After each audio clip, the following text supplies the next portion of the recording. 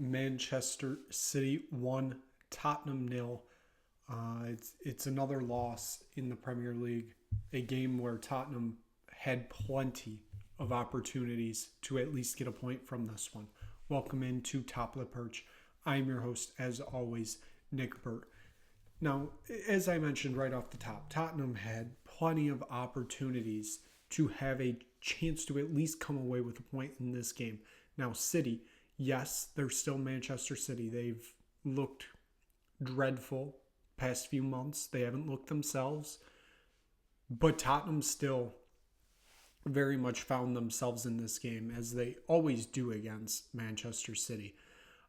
It felt like they had plenty of opportunities to at least get this game level, if not win it outright. Now, today, it was a big game. This felt like Vicario's first meaningful game since coming back from injury, where he faced a lot of opportunities. I know he had that United game. United and City are two very different clubs right now, attacking wise. But this was going to be his first real test. He made a few early saves. Then in the 12th minute, cross into the box, finds Haaland. And Vicario was diving the other way. Haaland puts it corner of the net. It's 1-0 to Manchester City, 12 minutes into the game. And obviously, you can tell by the final scoreline that would be the only goal in this match. There was a bit of question originally if he was offsides. Obviously, none of that really does matter in the end, as City take the 1-0 lead in this one. As I said, Tottenham had opportunities. I wouldn't say there were a lot in the first half. It was a lot more in the second half. I mean, City constantly felt like they were putting on the pressure in the attacking third. In the first half, it did kind of feel like it took a little bit of a step back in the second half. But, I mean, they were still at, their top attack mode. I mean, Vicario made a big save on Haaland in the 30th minute. I believe he made another one right around the 32nd. I don't think it was Haaland on that one. But still, there was a lot of good defensive play from this back line of Tottenham today. They were constantly under pressure and constantly came away making some sort of key save, key deflection, key, knock away. They did a lot to keep Tottenham in this game today. Now, on the attacking side of things, nothing truly helped. Right in the 45th minute, off a free kick, Donzo had a header right at the top of the box that did test Ederson, but that was punched away. And then we moved on to the second half. It was, like I said, more of the same. Tottenham had a little bit more attacking prowess in the second half, and that was a lot more because of who got subbed on in the second half. Because Kulusevski, Son, Spence, Sarr, they all did not start today. And that, obviously, that's going to take your attack down a little bit. I mean, Odegaard got the start today on the left side. He had a brilliant chance in the 55th minute. A great cross from Porro into the box. I believe it deflected off a Tell that lands right perfectly towards Odegaard, and he just knocks it wide. We get into the 60th minute. There was another good header in there by Donzo. Once again, he had a few good headers today. He played good defensively. He just couldn't find a better deflection to get it in the back of the net. It did feel like this gap of time, Tottenham were just constantly on the attack. I mean, they came close to another goal in the 61st minute. It was a chip kind of shot by Odegaard. It ends up kind of going towards the far corner of the net. It was Brendan Johnson waiting there, blocking out Ederson. Nothing comes of it as it goes out of play. Tottenham had another corner kick, I believe, in the 63rd minute. Another great opportunity that forced Ederson to make a save.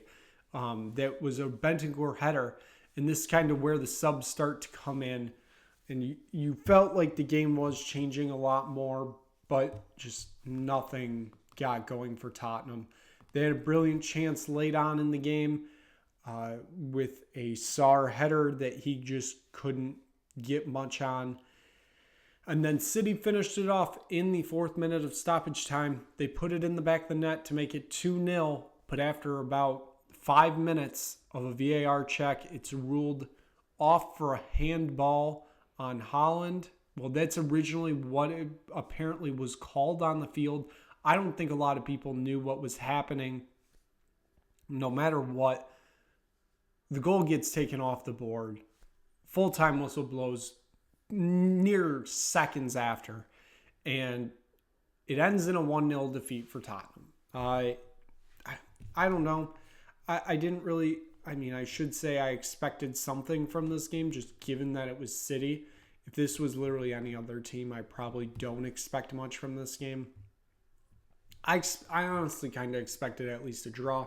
To not get it doesn't feel great, but it is what it is at this point. Our main focus is Europa League now. Like, it has to be. It absolutely has to be focus Europa League. You look at the stats. You can kind of say Tottenham a little bit dominated. Not dominated, but controlled this game, even though very much did not feel that way in the first half. They had 55% of the possession in this game. They had 11 shots compared to City's 12. They had 6 on target compared to City's 5. Obviously, the expected goals, there's a vast difference there. 2.09 for City, 1.12 for Tottenham. Fouls, 15 for City, but 0 yellow cards. 12 fouls for Tottenham, 3 yellow cards. Again, it was what it was. I can't really complain about it. I can, but I can't, because this is where we're at now. Let's get into those player ratings. As mentioned, a little bit of changes to the starting 11 today. You didn't see Kulusevski, Spence, Sarr, Son. You didn't see any of them in the starting 11. I thought dropping Spence was the most egregious of them. I thought giving everybody else rest, actually kind of smart by Postecoglou. Yet, it wasn't great in the top 3 here. It could have been a lot better, but it could have been a lot worse. Odebert, 6-7. I gave him that just honestly because he had a few good opportunities today that he should have finished, but he didn't. He very much has the talent. It's the same with Tell. Tell got a 6-2 today. Both of them very much have the talent to figure it out. And it just, they're not getting like that perfect opportunity to get it done. And I feel it. I feel it coming. I really do feel it coming. I don't know if it ever will, but I have to truly believe that we will see them just flourish sometime soon. Brendan Johnson, 7-1 today. I didn't think it was a disastrous day for him. It's just he wasn't getting a ton of opportunities. It felt like it could have been a lot better, but it could have been a lot worse. So midfield, I don't know. I really don't know. Bentancur, I did not think had a good day today. It just not great. Absolutely not great. 6-8. He very much deserved, I thought, to get subbed off when he did. It just, yeah. James Maddison, 7-6. I thought he was the class of the midfield today. He had another brilliant game.